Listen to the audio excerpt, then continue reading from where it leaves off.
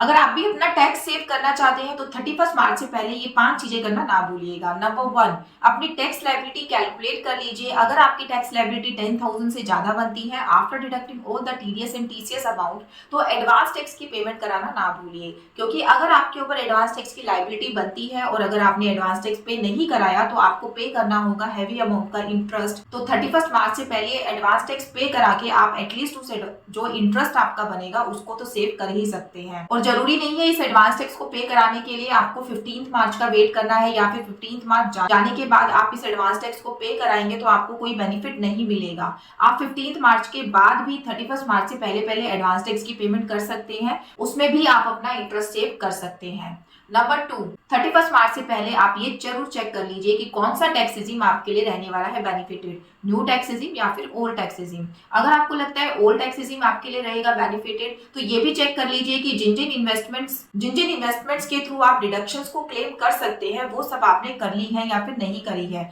जैसे कि एटीसी की डिडक्शन में 1,50,000 तक का आप बेनिफिट ले सकते हैं, मेडिक्लेम की डिडक्शन में 50,000 रुपीज तक का आप बेनिफिट ले सकते हैं, या फिर एनपीएस में फर्दर आप 50,000 का बेनिफिट क्लेम कर सकते हैं। इस तरीके की छोटी छोटी जो डिडक्शंस हैं वो सब जरूर चेक कर लीजिए कि आपने 31 मार्च से पहले पहले की है या फिर नहीं की है। अगर आपको लगता है कि कोई इन्वेस्टमेंट अभी भी आपकी बाकी है तो 31 से पहले आप उसको करके उस डिडक्शन को अवेल कर सकते हैं। वहीं अगर आपका न्यू टैक्स रेजिम है तो ये चेक कर लीजिए कि आपके एम्प्लॉयर का एनपीएस में कॉन्ट्रीब्यूशन है या नहीं है, क्योंकि न्यू टैक्स रेजिम में एम्प्लॉयर का जो एनपीएस में कॉन्ट्रीब्यूशन होता है वो आप क्लेम कर सकते हैं एज अ डिडक्शन। नंबर 3, अगर आप शेयर मार्केट में इन्वेस्ट करते हैं तो ये जरूर चेक कर लीजिए कि आपके पोर्टफोलियो में कौन से ऐसे शेयर्स हैं जो लॉन्ग टर्म कैपिटल गेन आपको दे रहे हैं। उस केस में आप 1.25 लाख तक का जो गेन है वो बुक कर सकते हैं और उस पर आपको कोई भी टैक्स भी नहीं पे करना होगा। अगर आप चाहते हैं कि आप उस शेयर्स को आगे भी अपने पोर्टफोलियो में मेंटेन करना चाहते हैं तो आप सेम डेट पे सेम प्राइस पे दोबारा उन शेयर्स को परचेज कर सकते हैं।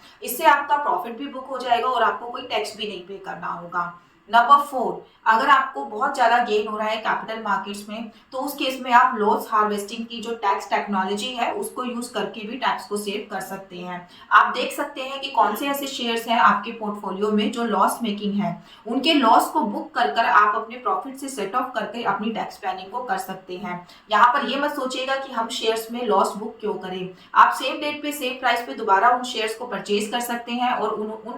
उन शेयर्स पर जो आपने लॉस बुक किया है उसको अपने प्रॉफिट से एडजस्ट करके अपने प्रॉफिट पे होने वाले गेन की टैक्स प्लानिंग कर सकते हैं। नंबर 5, अगर ड्यूरिंग द ईयर आपने कोई प्रॉपर्टी सेल करी है तो 31 मार्च से पहले उसका कैपिटल गेन जरूर कैलकुलेट कर लीजिए कि कितना कैपिटल गेन आपको हो रहा है, ताकि उस कैपिटल गेन की आप फर्दर प्लानिंग कर पाए कि उस कैपिटल गेन से बचने के लिए आपको कोई प्रॉपर्टी परचेज करनी है या फिर उसको डिपॉजिट कराना है कैपिटल गेन अकाउंट में, या फिर आप करना चाहते हैं उस गेन की पेमेंट। अगर आपको कोई प्रॉपर्टी परचेज करनी है तो 31 जुलाई से पहले आपको वो प्रॉपर्टी परचेज करनी होगी, या फिर कैपिटल गेन अकाउंट में आप अभी उसको डिपॉजिट कराना चाहते हैं तो वो एक्शन भी आपको 31 जुलाई से पहले पहले लेना होगा। बट वही अगर आप उसका टैक्स पे करना चाहते हैं, आपको लगता है कि आपको बहुत ज्यादा कैपिटल गेन नहीं हो रहा है, आप उसका टैक्स पे कर देंगे, तो उसके लिए 31 मार्च से पहले उसके ऊपर बनने वाले टैक्स को पे कर दीजिए, क्योंकि जैसा कि मैंने पहले बताया 10,000 से ऊपर की लाइबिलिटी होने पर आपके ऊपर एडवांस टैक्स की लाइबिलिटी बन जाती है। अगर आप नहीं पे करेंगे उसे